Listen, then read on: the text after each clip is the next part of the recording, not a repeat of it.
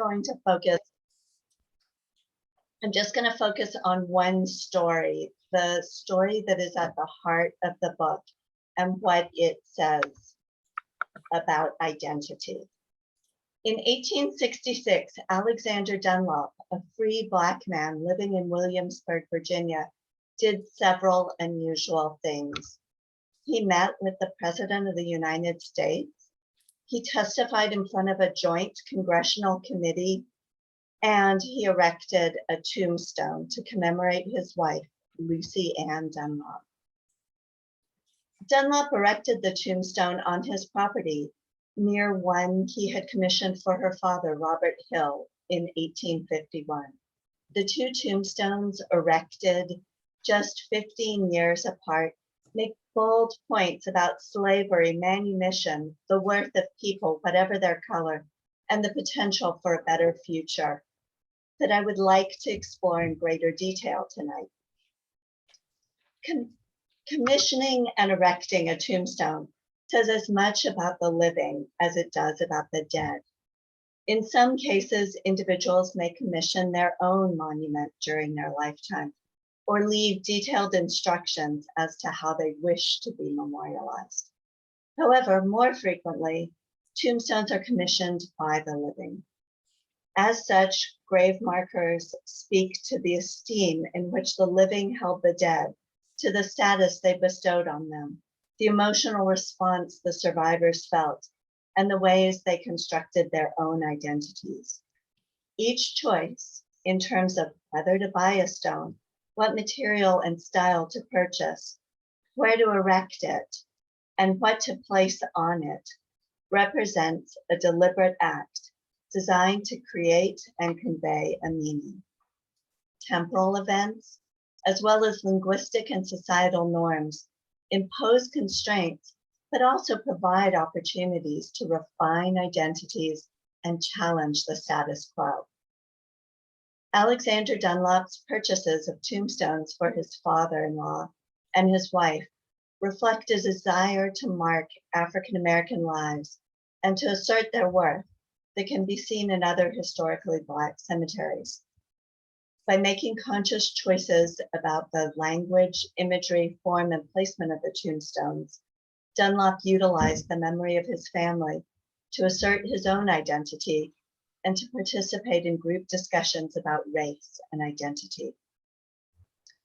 When Hill died, Dunlop was in the process of moving back to Williamsburg after a protracted residency in Richmond. Burying Hill on his property may have been a declaration of permanency. This land would be Dunlop's home and the place where his family would live and die. In making this claim, Dunlop also asserted a degree of equality for his family. Not only was Robert Hill worthy of a dignified burial, but the extended Dunlop Hill family was placed on a similar footing to other established local families, such as the Mopins, Coles, Galts, and Wallers, who had family graveyards on their own properties. The marker demonstrated the family's connection with the land and tied them to it.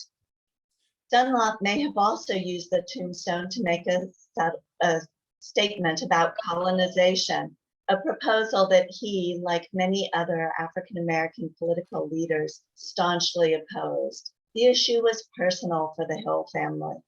In 1848, Lucy Ann's brother, Robert Hill Jr., purchased his freedom, and in 1849, he departed for Liberia as a missionary.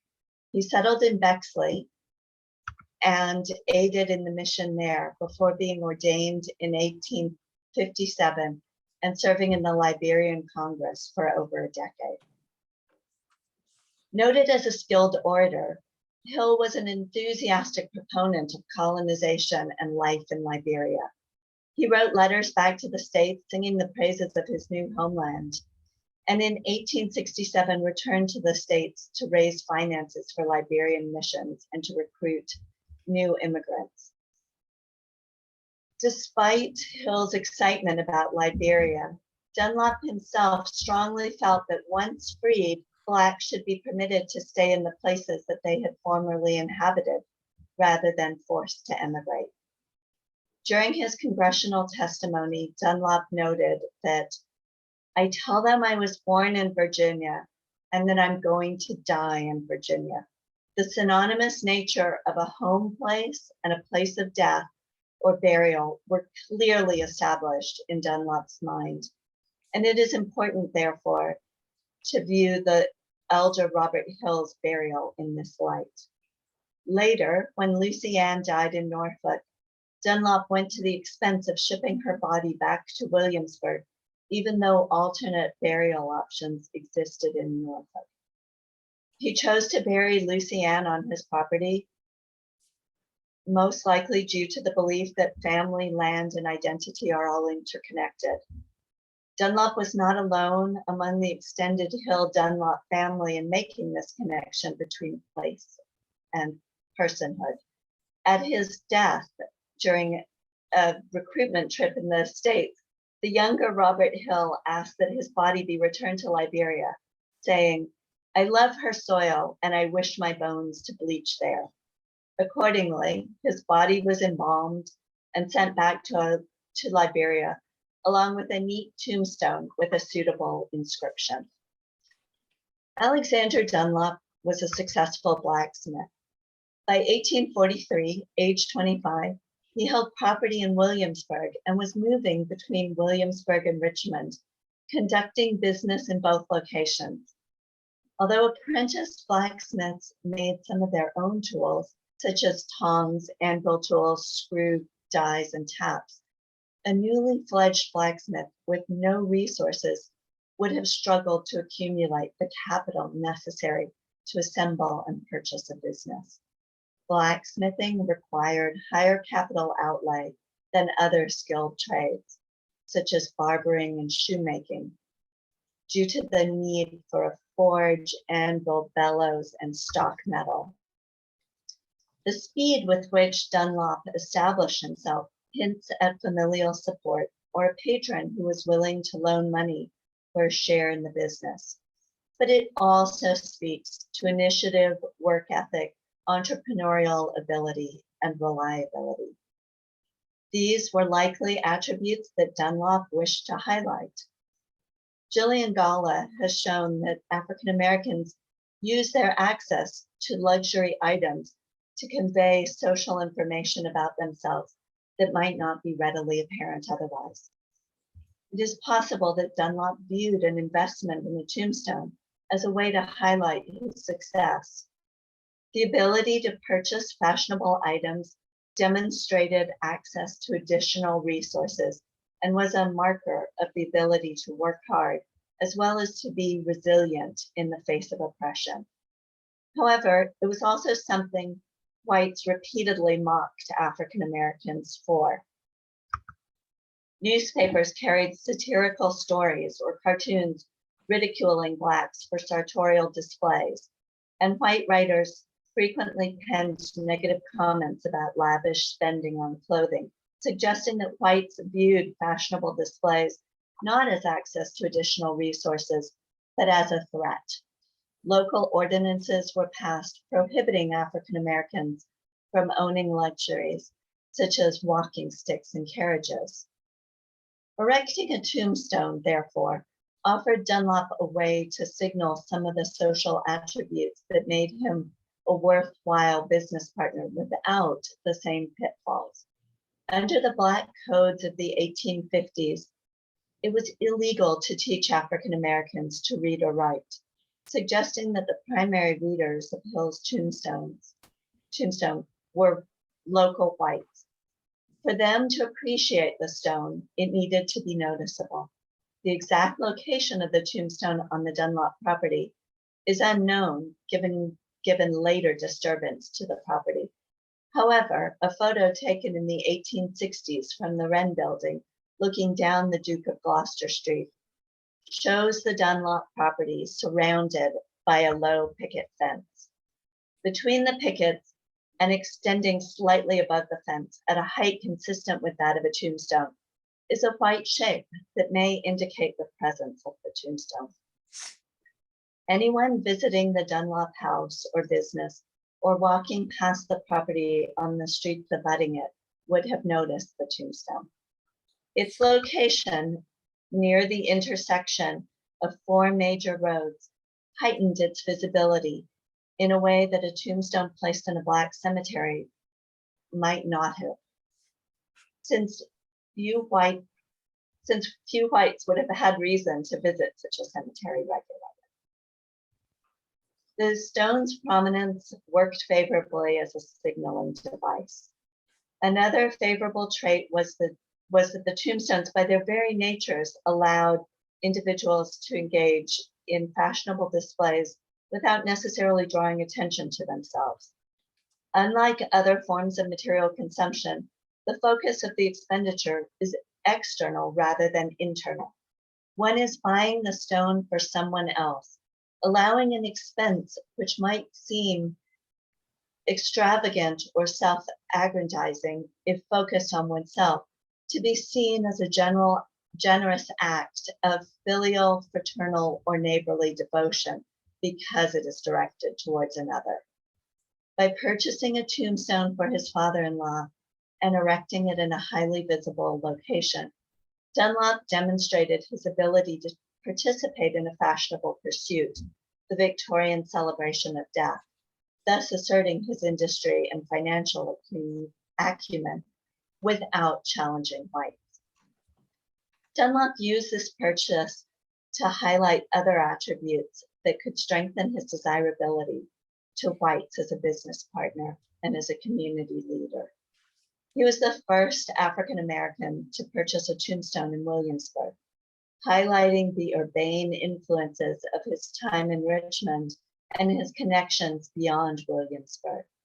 His selection of a carver is interesting in this regard. Jacob Vincent's Marble Yard in Richmond was located across the street from the Second Baptist Church. Until 1846, Second Baptist had a mixed congregation. Then the Black members withdrew to found the Second African Baptist Church. Dunlop served as a trustee of this new church and had dealings with the mother church. The carver's signature on the stone acted not only as an advertisement for his business, but also potentially as a conversation starter about how the client had met him, affording Dunlop an opportunity to speak of his experiences and the leadership roles he held within the Baptist community. Given the increasing competition between immigrants and free Blacks, the competition that Dunlop refers to in his testimony, selecting Vincent, a recent immigrant, as the carver also demonstrated Dunlop's willingness to build broad partnerships. Consideration of the role of the carver's signature in reinforcing identity is therefore an important reminder that all parts contribute to the meaning of a tombstone and to any statement it makes. When Lucy Ann died, Dunlop again turned to his own Richmond contacts to source a stone. He chose the Richmond-based firm of Wallen and Ray as carvers. Two other examples of their work exist in Williamsburg: an obelisk erected for Nathaniel Beverly Tucker and his wife Lucy Ann, and a monument for John Millington. Tucker, the son of St. George Tucker, a Revolutionary War soldier and founding father, was a law professor at the College of William and Mary, who had a national reputation for his defense of states' rights. Millington, a professor of chemistry and natural history at the college, had an international reputation as a scientist and engineer. The carver's signature on these three monuments is a subtle reminder of Lucy Ann's ability to stand alongside these men and be counted as an equal despite her race and color. This is a notion that Dunlop developed more fully in his choice of epitaph. Lucy Ann's epitaph presents her as a woman with a context and with connections. She has a husband by whom she was beloved and friends who esteemed her. She is a woman of faith, and she was a woman with a history. It is interesting that Dunlop chose to highlight that history. Tombstones referring to the enslavement of individuals are not uncommon. However, most date to the antebellum period. They sought to mute the human impact of slavery and convey the idea of a mutually accepted compact, or to advance an abolitionist agenda that generally served the interests of the whites who erected them. Most Blacks chose not to highlight differences in class or race, but rather to emphasize shared humanity. The Civil War's end and the ratification of the 13th Amendment did not magically equalize the population. Although free, Blacks were still denied citizenship, equal legal protection, and voting rights. That Dunlop was willing to put himself at personal risk to advocate for and secure these rights is unquestioned. During the war, he worked for the Union Army and testified that he had escaped a raid by Confederate soldiers, but that they had told his wife that if he was found, he would be hanged. His shop and house were damaged during the war, and he feared reprisals even after its end. Despite this, he served as the president of the Union League of Hampton and of the Colored Union League of Williamsburg. These were positions that carried personal risk, as leaders were frequently targeted by white supremacist groups. Despite Dunlop's willingness to advocate for civil rights, he felt that the most effective path to securing equality, whether financial or civil, was through building mutually supportive and respectful relationships with the white community, rather than through radical action. Dunlop may have chosen to highlight Lucy Ann's former status to encourage the African American community about what was still to be achieved and reassure the white community about how it would be achieved. In December 1865, Dunlop and others led a series of mass meetings across the peninsula. At each meeting, the most emphatic testimony was given that no insurrection or rebellion or any riotous proceedings whatever were in preparation or contemplation by any of the colored people, and every individual at each meeting made solemn pledge, rising to their feet, to ever stand ready to aid the civil and military authorities in the preservation of peace and order. The True Southerner, the peninsula's Black newspaper, reported that the meetings in Williamsburg were different from those in Norfolk, Hampton, and Yorktown. Several extensive landowners were present by invitation, likely Dunlop's, and had friendly and satisfactory intercourse with the meeting in relation to the purchase and lease of lands and the supply of labor. A committee headed by Dunlop was appointed to continue negotiations on behalf of the African American community in Williamsburg. Dunlop's connections were important to him, and he highlighted and fostered them when possible. During his testimony before the Joint Congressional Committee on Reconstruction, he speaks with some pride of being a leading man, a phrase he repeats twice in his testimony prior to the war. This status may have been one of his motivations for highlighting Lucy Ann's connections to the Travis family. The Travises were early settlers. At one point, they had been one of the major landowners on the peninsula, owning 838 acres on Jamestown Island and land connecting the James and York rivers. Although the death of Samuel Travis in 1821, leaving 5 daughters to inherit, and the sale of family land in the 1830s meant that the Travis name no longer showed up on tax rolls, the family remained connected to many of the important local families. Samuel Travis's daughters married members of the Mopin, Cole, Edlow, Armistead, Southall, and Bright families. By highlighting Lucy Ann's status within the Travis family, even as an enslaved member, Dunlop drew attention to his own connections to the family and to other eminent families within Williamsburg. The friendship and esteem that Lucy Ann enjoyed was equated to and reinforced Dunlop's own status as a leading man. At the same time, Dunlop also sought to allay any fears that emancipation might have raised among these white allies by reminding them of Lucy Ann's consistent Christian conduct and faithfulness. Lucy Ann was not unique in bearing these qualities. Dunlop, like many African Americans, shared her Christian values. He was active in the church and was faithful to people who treated him with friendship and esteem. By co-opting phrases generally employed by whites to memorialize African Americans, Dunlop shared his view of the attributes needed to craft a new and more equal society. His choice of both the decorative motif, a dove, and the biblical verse below the main text block reinforced this. The dove is a relatively common decoration on tombstones and is associated with Genesis 8:11. And the dove came into him in the evening, and lo, in her mouth was an olive leaf plucked off. So Noah knew that the waters were abated from the earth. The dove and the olive branch were viewed as a sign of peace with God. Noah kept faith with God, and God allowed the waters of the flood to recede. For African Americans, the story of Noah, like that of other Old Testament heroes, resonated because it spoke of God's allegiance to the oppressed. On Lucy Ann's tombstone, the dove had a special relevance because, like all other slaves, whether born in Africa or in the States, her enslavement began with a ship voyage, similar to that of the Ark.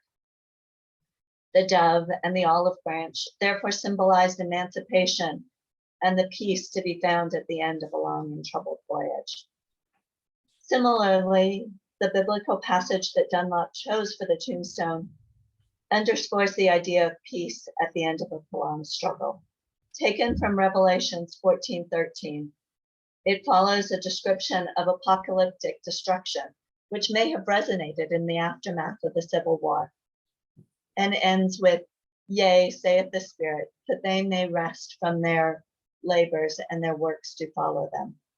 Like the dove, it celebrates the joy to be found at the end of a long test and the idea of coming through the test with one's values intact. Lucy Ann's tombstone differs dramatically from her father's in terms of language chosen for the epitaph. Although similar concepts were expressed, race is almost entirely hidden on Robert Hill's tombstone.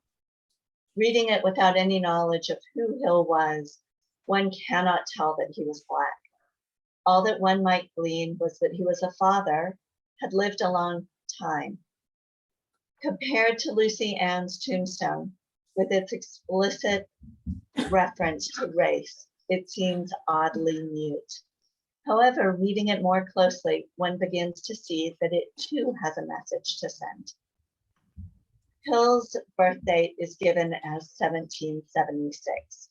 This may have been the case, although the 1850 slave schedule does not corroborate this. It is also possible that Dunlop selected this date for its significance. Slaves' ages were not always precisely recorded. There was also a tendency to view older African Americans as even older than they were, perhaps because physical work had prematurely aged them. When Charles Willson Peale began his well-known portrait of Yarrow Mammoet in 1819, he believed that Mammoet was 140 years old.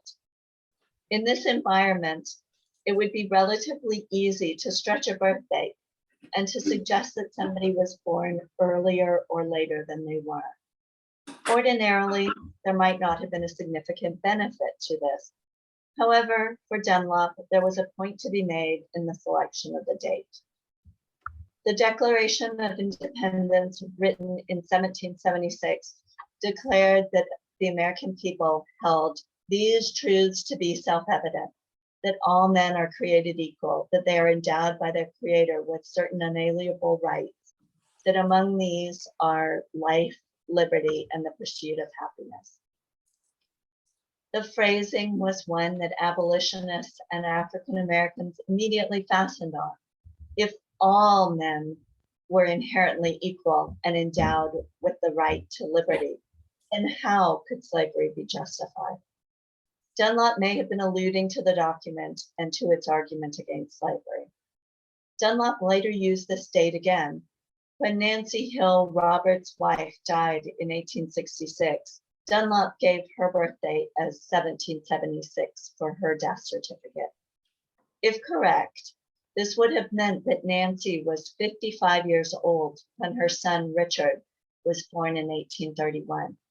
This near biological impossibility lends credence to the idea that the date held significance for Dunlop. The epitaph on Robert Hill's stone, the epitaph focuses on Robert Hill as a father, husband, and family man, and the sense is conveyed that he will be missed. However, the biblical passage taken from 2 Timothy 4 and the decoration communicate that he was a victor who had mastery over his life. The passage, with its reference to fighting a good fight and finishing my course, is reminiscent of the acts of physical domination that play an important part in fugitive slave narratives. In those narratives, physically besting another male helped to demonstrate the narrator's manhood. It demonstrated his strength, his determination, and his ability to direct his own fate and presaged the moment when he might take matters into his own hand and escape. The idea of victory is further underscored in the passage from 2 Timothy that ends, I have kept the faith. Henceforth there is laid up for me a crown of righteousness, which the Lord, the righteous judge, shall give me at that day, and not to me alone, but unto all them also that love his appearing. Although the tombstone does not include these lines, they are suggested in the use of a wreath as a decorative device. The wreath is an allusion to Christ's own crown and to the crown that Hill will receive. Hill's enslaved status is inverted, and he becomes the victor, not the vanquished. Following the passage further, we see that not just Hill, but all people of faith will gain a crown, underscoring the equality of all men before God. Although initially less voluble than Lucy Ann's, a careful reading of Robert Hill's tombstone suggests that Dunlop did have a point to make, not just about his desirability as a business partner, but also about equality. Studying the linguistic choices on the 2 tombstones gives us insights into the ways in which the construction of identity was both permitted and constrained during this period. For Dunlop, constructing identity meant eliding Robert Hill's slavery while highlighting Lucy Ann's. In 1851, when Robert Hill died, race relations in Virginia were tenuous. White insecurity about slavery as an institution was mounting, and fear of an uprising was rife. Free Blacks were suspected of fomenting rebellion and aiding runaway slaves. An influx of European immigrants in the 1840s and 1850s were putting pressure on free Black communities. The new immigrants wanted jobs and saw free Blacks as an impediment to that goal and as competition. Protesting openly was not an option that was available. Messaging had to be more coded and constrained. Robert Hill's tombstone does not mention race, but rather makes its points obliquely. When Lucy Ann died in 1866, the political situation was different. Circumstances were still fraught. However, there was a growing sense of optimism among the African American community. Freedom had been won. There was hope that additional rights, such as the ability to vote, would be granted. Dunlop could be more direct.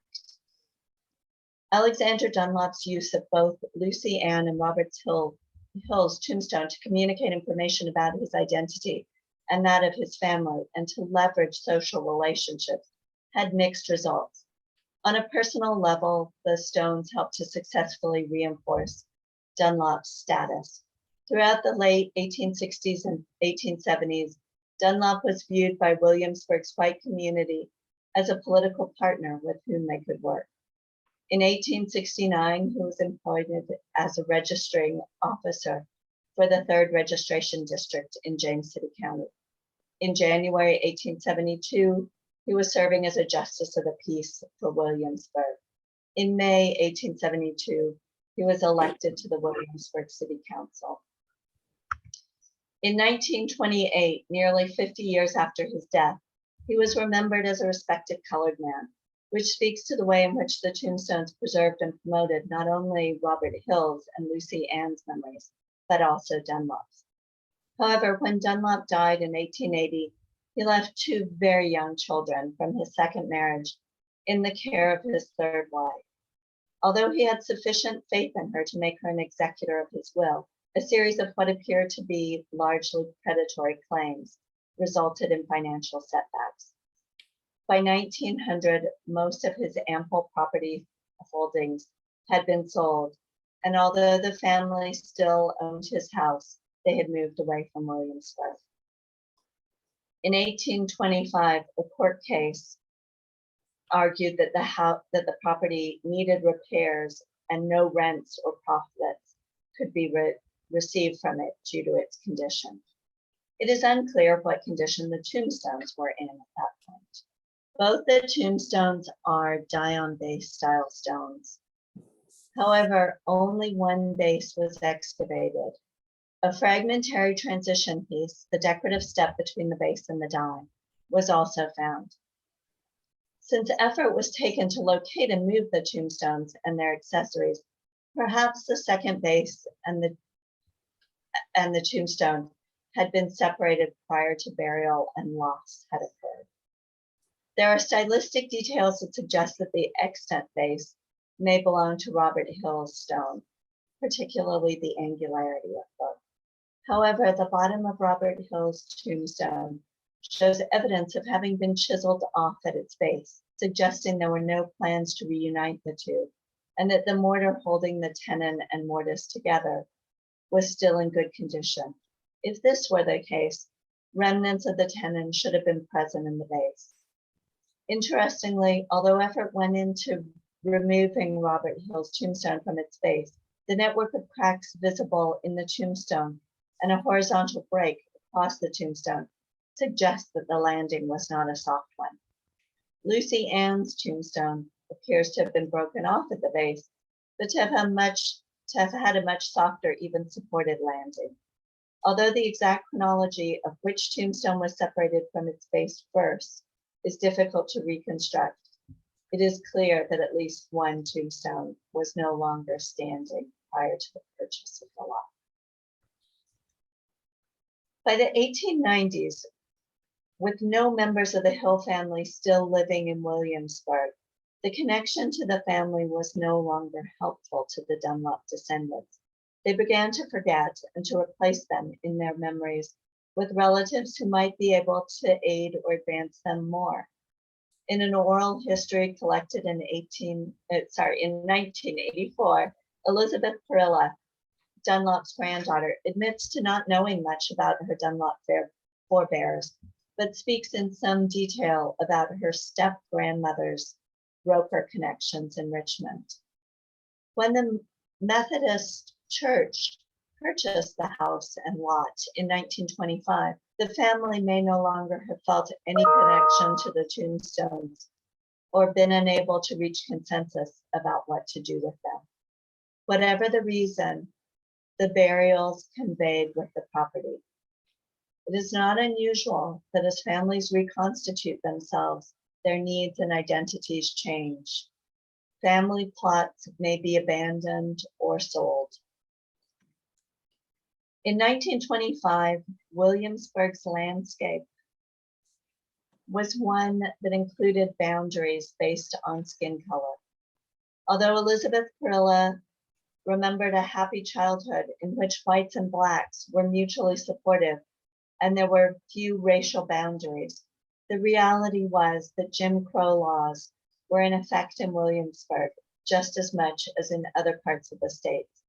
Schools were legally segregated, churches were separated, and many of the social activities took place within the churches, thus reinforcing the separation between communities. Wages for African Americans were lower than those for whites, and just 1 year later, when John D. Rockefeller Jr. authorized the property acquisition that heralded the creation of colonial Williamsburg, the expectation was that prices to be paid for African American owned properties would also be lower. As in Dunlop's day, individual whites and blacks might form friendships based on mutual recognition of worth, but in general, relations between the two groups were no better than those elsewhere in the South. In 1924, Virginia passed the iniquitous Racial Purity Act, making interracial marriage illegal. And in 1926, the Ku Klux Klan erected an ornate flagpole with brickwork at the corner of Jamestown Road and Boundary Street, virtually across the street from the former Dunlop House. Within this environment, the members of the White Methodist Church had no incentive to preserve the tombstones or the memories associated with them. The tombstones were moved and buried, effectively erasing the Dunlop and Hill families from the landscape and beginning the whitening of the historic core of the town, a process that gained momentum the following year when the Williamsburg Holding Company began to purchase houses and land on the Duke of Gloucester Street and on the two streets flanking it. What had been a spatially more integrated town took on a new complexion.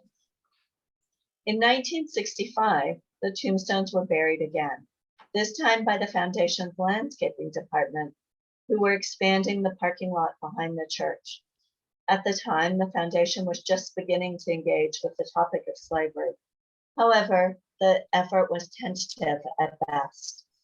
There was little pressure to be very vocal on the topic, and there was fear that both visitors and staff would be discomforted by discussions of slavery.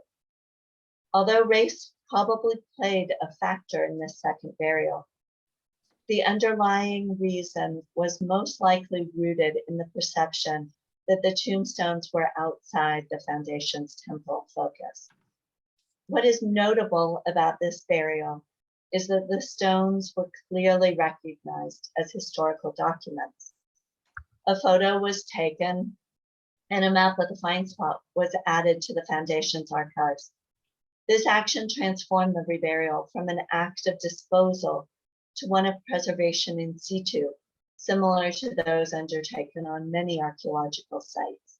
It also ensured that the visibility of the tombstones was slowly restored. Although the tombstones themselves were no longer positioned on the landscape, the photo and the memory of their existence were accessible and could be retrieved by others.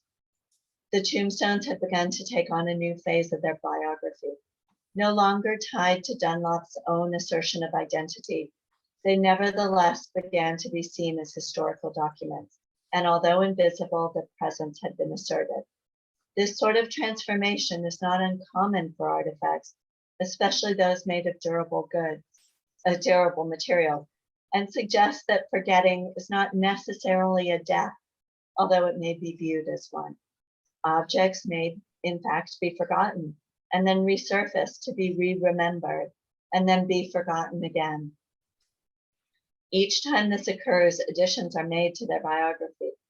It also speaks to the contingent nature of the connections that we form with objects and the ways in which those connections impart value.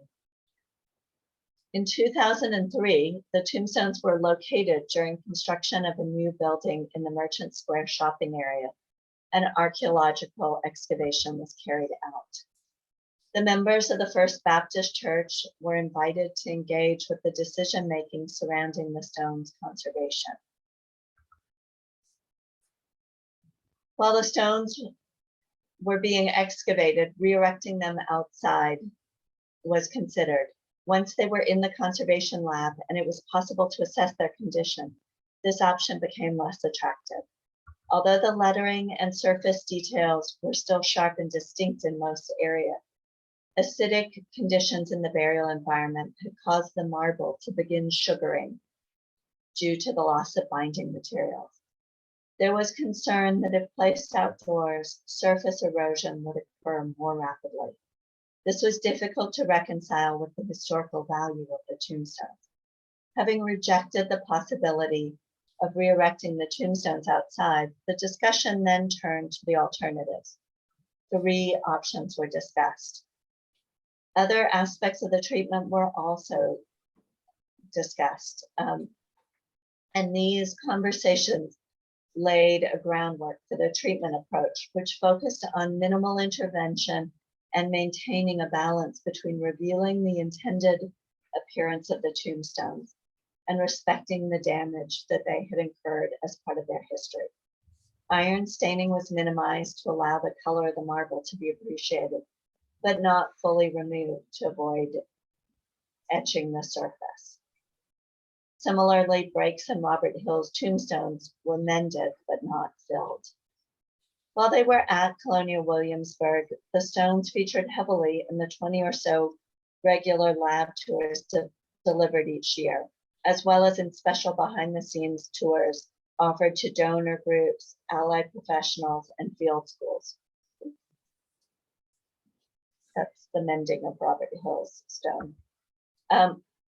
In 2006, 2 of Colonial Williamsburg's decorative arts curators asked the First Baptist Church's History Committee to loan Lucy Ann's tombstone to an exhibit entitled In Memoriam, which focused on decorative and folk art approaches to funerary art. During the 18-month-long exhibit, bi-monthly presentations on the tombstones were given. Additional talks were presented to local history groups, antique collectors, and conservation organizations. Initially, the tours and presentations focused on the archaeology of the tombstones and their ongoing conservation. However, as more was learned about the Dunlops, the Hills, and the local free Black community in the 19th century, these topics were increasingly discussed. Visitors formed connections with the tombstones, returning repeatedly to see what had been done since their last visit, or to hear what other aspects of the Hill and Dunlop stories had been uncovered. More noticeable still were the number of people who asked to touch the stones or who just surreptitiously reached out and placed their hands on them. The desire to connect tangibly with the tombstones, in effect, to touch the past, speaks not only to their material presence, but also to the power of the biographies with which they are connected. The ways in which places, and it could be argued artifacts, connect us to ancestors and to a sense of continuity has a role in helping people to feel a greater sense of balance, stability, and health. Places and things allow us to see the slow process of history clearly and to participate in time in a way that surpasses the narrow scope of our own individual lives. This sense of connection fosters a greater sense of community engagement, which helps to inform both individual identity and communal identity. What we preserve and how we preserve it, therefore, has the potential to underline certain historical narratives, in effect, to privilege certain identities and to obscure others. Increasingly, the idea that the significance of any cultural property can be quantified by exploring its values has been at the heart of cultural heritage management. Perhaps the most interesting aspect of a values-based approach is the idea that differences in values can and should be resolved. This is understandable from a management perspective. After all, how can anything be managed successfully if consensus cannot be reached? However, it may not always be socially desirable. Chidester and Linenthal have argued that contention is a component to our understanding of sacred spaces and is necessary to the fulfillment of their function as places in which we can ask crucial questions about what it means to be human in a meaningful world. Museums, historic houses, and some public spaces have become sacred spaces in which both meaning and power relations can be negotiated and contested. It is the surplus of signification that these places have acquired and the debate engendered that give them their value. Narrative has several features that recommend it for this renegotiation. It helps to explain change and continuing identity and provides a rootedness that is important in countering modern relativistic understandings of the world. Secondly, narrative is fundamentally communal. It is important to our understanding of who we collectively are and to how we form communities. We tell and retell our foundation stories, and through that recitation, we renegotiate and incorporate change. Thirdly, narrative has a broad societal appeal. Individuals and groups who are alienated by theory or theoretical applications, such as value systems, engage with the process of building narratives and often discuss what they value and believe through narrative structures. Narrative forms such as biography, object biography, and microhistory allow us to develop and propose alternative accounts that disrupt historicized explanations and incorporate non-human agency. This is an important aspect within a preservation framework because how objects act on us often determines how we think of them and the world around us. Biographical details help us to people spaces, adding dimensionality to their lives and enabling a better understanding of their contributions. Textual objects like tombstones confer the power to control narrative and to shape them in particular ways. The memories embedded in objects are not static. They are frequently redefined and contested. They may either be reaffirmed or repudiated, but it is important to remember that the object itself is not inactive in this process. The associations of monuments and objects with specific places work to create cognitive landscapes that have specific emotional values tied to them. Positive values such as inclusion, diversity, and the celebration of achievement may be embedded in these landscapes, but it is equally important to remember that negative values such as exclusion and racism may also be encoded into such spaces. Recognizing that fact may be troubling or uncomfortable for some, but the discussion and negotiation that occurs at that point of tension is also important to how we construct communal identities and negotiate what it is to be human. Lucy Ann's tombstone, its history, and Alexander Dunlop's possible motives in commissioning it demonstrate forcefully that objects do not stand alone.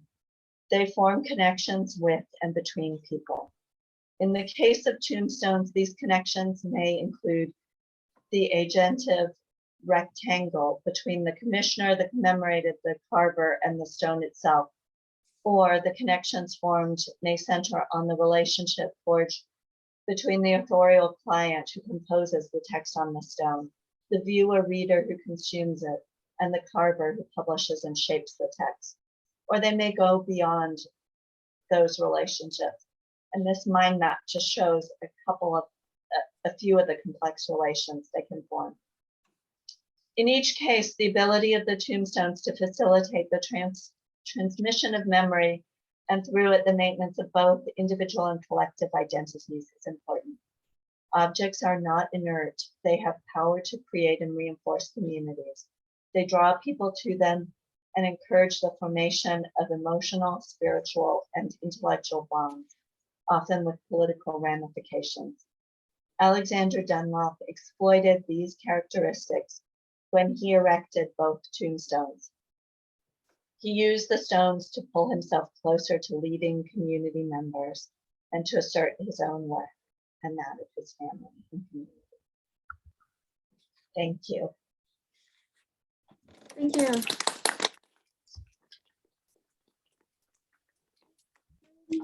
Our attention to the audience and see if there are questions.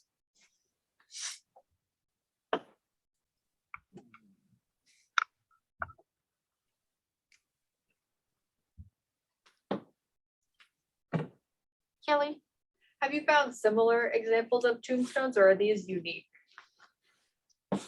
There are many similar examples of tombstones that clearly have messaging. A number of the historically Black cemeteries in Richmond and Petersburg and Norfolk all show us 19th century communities declaring the worth of their members. And what's interesting in those is that they really do stress the humanity of the individual. So they much more than the white tombstones in neighboring cemeteries, they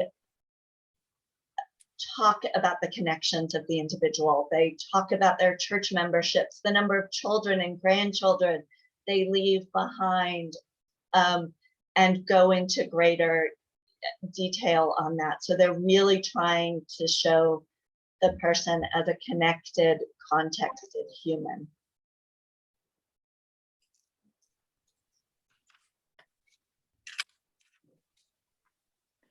Have you done any work with tombstones of Black individuals in England? And if so, how has that sort of differed from your studies here in the United States? I haven't yet. I've only been in England for 3 years, and most of that we've been in and out of fairly rigorous lockdowns. So traveling around and seeing tombstones is still a little limited.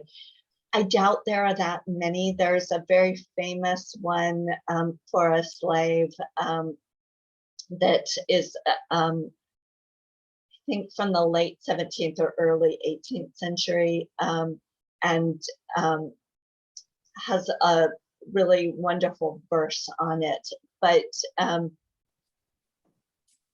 not sure how many others there are.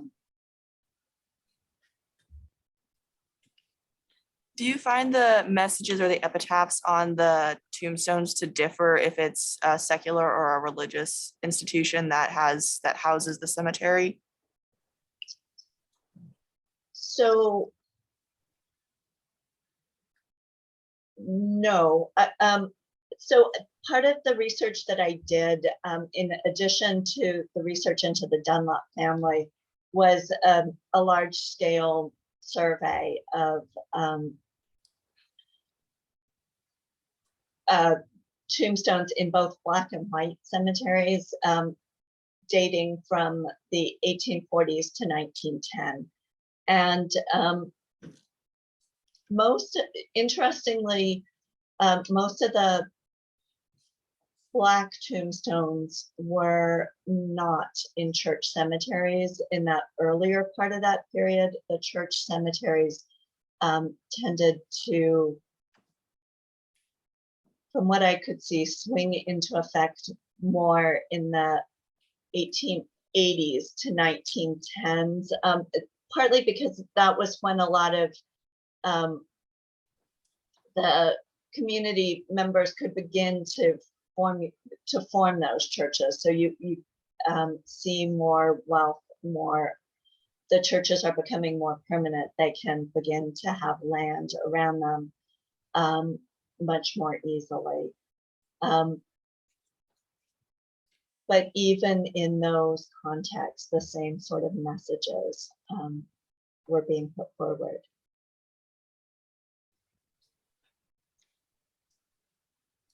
I have another question, Emily. If you would share with us a little bit about challenges you had in finding documentary evidence to support your story, and where you looked for sources to help you out.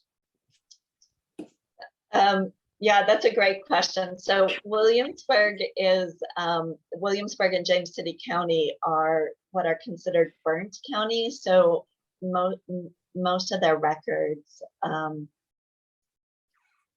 had been sent to Richmond for safekeeping during the Civil War and burnt in the fire that that occurred as the Confederate troops were pulling out of the city.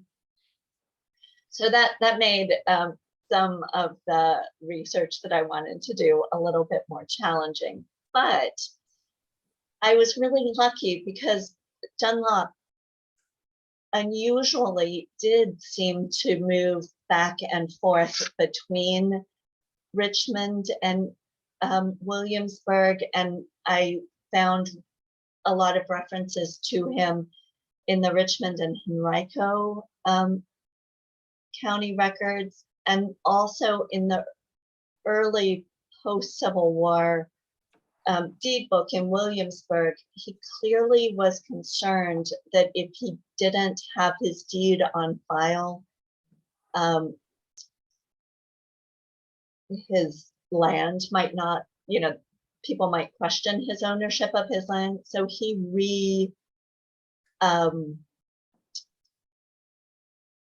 went back and he got new deeds for all of his land. So that was in those books. But it was also just looking at other African-American biographies, seeing what patterns worked, what patterns were similar in those.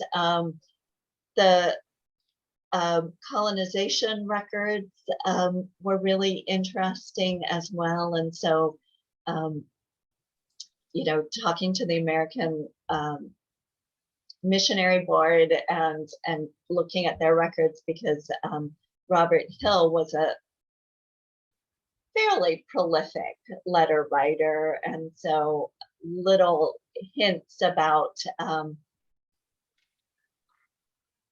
family came back that way. But then there were also just really serendipitous discoveries, small notices. One of the things that disappointed me in this research was when I first started it, I really wanted to know about Lucy Ann. And she remained really elusive throughout the work because she was an enslaved person, but also because she was a woman. So 2 strikes against her in terms of record keeping. But every now and then I would find a small, tiny reference to her in a letter. She apparently worked as a seamstress. And so somebody would mention sending their dress to her for hemming, or I found a doctor's bill in which he had visited her 3 times in a month period shortly before she was sold to Dunlop. And so that possibly suggests a reason that she might have been sold, that perhaps her health was not as good, or she whatever had caused the doctor to visit her might mean that she couldn't have children, so that she was less valuable to her owner and they were willing to part with her as a result. So yeah, it was just a lot of days spent looking at microfiche. Mhm. Okay, thank you. All right, are there other questions for our speaker? No. So with this, we thank you for coming to our lecture tonight virtually, and we hope to have you in person here at some point as you are working on your next research project. Here in this room, we have students who are very interested in archaeology. Kate Ridgway from DHR, she's teaching the Intro to Conservation course to our students, and the class is on high demand. My colleague, Professor Smith, offers a course in cemetery preservation and cemetery history, which is very popular. It's an elective. So there is definitely a lot of interest in the topic you covered tonight. So thank you so much for being with us, and we wish you good luck in your future endeavors. Thank you so much for inviting me. It was great to chat with you all and to share this really special family with you. Thank you. Thank you. We appreciate it. Bye. All right, bye.